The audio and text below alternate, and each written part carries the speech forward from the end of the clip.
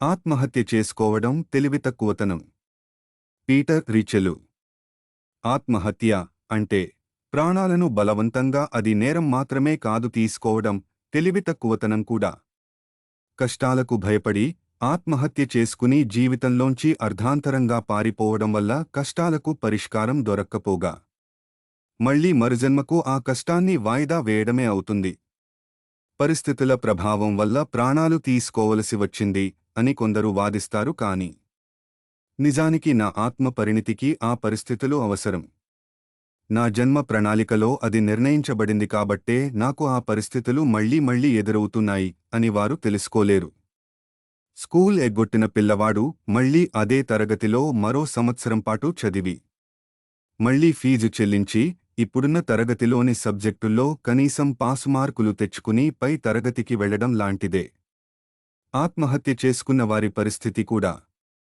కర్మ సిద్ధాంతం ప్రకారం కూడా ఈ జన్మలోని పరిస్థితులను ఎదుర్కోలేక పిరికిగా ఆత్మహత్య చేసుకుంటే మళ్లీ జీవితంలో కూడా అవే పరిస్థితులను ఎదుర్కోవాల్సి వస్తుంది. ఏ జన్మలోని పరిస్థితులను ఆ జన్మలోనే ఎదుర్కోకుండా ఆటంకాల నుంచి మరి కష్టాల నుంచి పారిపోతే అవే ఆటంకాలు మరి అవే కష్టాలు మరుజన్మలో కూడా ఎదుర్కొని వాటిని తప్పక అధిగమించవలసి రావడం అన్నది సృష్టి పరిణామక్రమం యొక్క అనివార్యమైన నియమం. ఇలా పదే పదే వాటినుంచి పారిపోతుంటే మూర్ఖంగా మన ఆత్మ ఎదుగుదలను మనమే దెబ్బతీసుకుంటూ ఆత్మ పరిణామక్రమంలో మనల్ని ఇంకా ఇంకా అధోగతి పాలు చేసుకున్నవాళ్లం అవుతాం.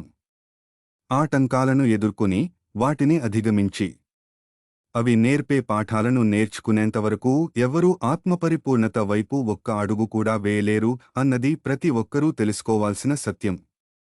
సాధారణంగా ఆత్మహత్య చేసుకున్న తరువాత నిర్జీవమైన భౌతిక శరీరం నుంచి బయటికి వచ్చిన ఆత్మకు విపరీతమైన పశ్చాత్తాపం కలుగుతుంది. అజ్ఞానంతో తాను చేసిన మూర్ఖపు పనిని చెరిపివేయాలని తలచి దానికోసం ఏం చేయడానికైనా అది సిద్ధపడుతుంది. అయితే జరిగిన దానిని చెరిపివేయడం అన్నది కుదరని పని. అలాగని తిరిగి భూమి మీదకి వెళ్లడం కూడా సాధ్యం కాని పని. కనుక మరుజన్మ తీసుకునే సమయం వచ్చేవరకు ఎదురు చూడాల్సిందే.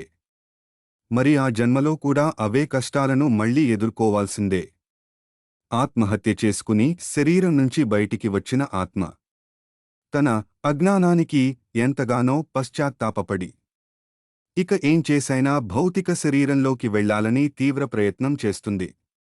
భౌతిక శరీరంలోకి వెళ్లలేక మరి తన సూక్ష్మ శరీరాన్ని చుట్టుకుని ఉన్న ఎథరిక్ బాడీ నుంచి బయటికి రాలేక భూలోకాన్ని పట్టుకుని వ్రేలాడుతూ ఎర్త్ బౌండ్ సోల్ గా అక్కడక్కడే తిరుగుతూ ఉంటుంది.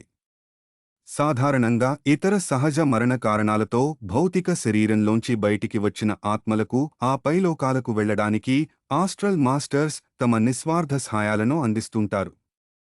కాని జీవితం పట్ల గౌరవం లేకుండా ఆత్మహత్య చేసుకుని అర్ధాంతరంగా భౌతిక శరీరంలోంచి బయటికి వచ్చిన అజ్ఞానపు ఆత్మలకు మాత్రం వారు తమ సహాయాన్ని ఎంతమాత్రం అందించలేరు. దాంతో ఇక ఆ ఆత్మపై లోకాల్లోకి వెళ్లలేక తిరిగి తన భౌతిక శరీరంలోకి రాలేక అయోమయంతో క్రింది లోకాల్లోనే తిరుగుతూ అటు భౌతిక ప్రపంచానికి చెందక ఇటు ఆస్ట్రల్ ప్రపంచానికి చెందక రెంటికీ చెడ్డ రేవడి లా మారి చెప్పలేనంత ఒంటరిగా మిగిలిపోతుంది.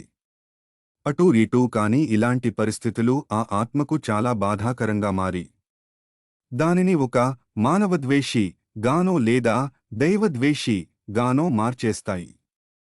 ఆ అయోమయ స్థితిలో ఆ ఆత్మ తాను ఆత్మహత్య చేసుకున్న ప్రదేశంలోనే తిరుగుతూ తీవ్రమైన ఒంటరితనాన్ని అనుభవిస్తూ ఆ ఒంటరితనం నుంచి బయటపడడానికి తోడుకోసం ఆశపడుతూ ఇతర బలహీన మనస్కులను కూడా ఆత్మహత్య చేసుకునేలా ప్రేరేపిస్తూ ఉంటుంది.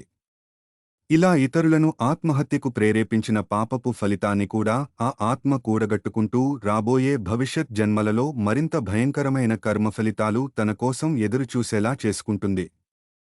కాబట్టి ఈ భూమ్మీద జన్మ తీసుకున్న ప్రతి ఒక్కరూ కూడా ఆత్మహత్య అన్నది సమస్యను కేవలం మరొక జన్మకు వాయిదా వేస్తుంది తప్ప సమస్యకు పరిష్కారం మాత్రం ఇవ్వదు అని తెలుసుకోవాలి. అసలు ఈ ప్రపంచంలో ఏ పరిస్థితులు కూడా ఆత్మహత్య చేసుకుని తప్పించుకోవాలి అనుకునేంత భయంకరంగా ఉండవు అని కూడా తెలుసుకోవాలి. కాస్త సహనంతో వ్యవహరిస్తే సమస్యలన్నీ సర్దుకుంటూ మెల్లిమెల్లిగా పరిష్కారాలు ఒక్కొక్కటిగా మనకు అందుబాటులోకి వస్తుంటాయి. ఈ ఆత్మజ్ఞానాన్ని కలిగి ఉన్న వారెవ్వరూ ఎన్నటికీ ఆత్మహత్య చేసుకోరు. ఆంగ్ల మూలం ద సోలెస్ జర్నీ.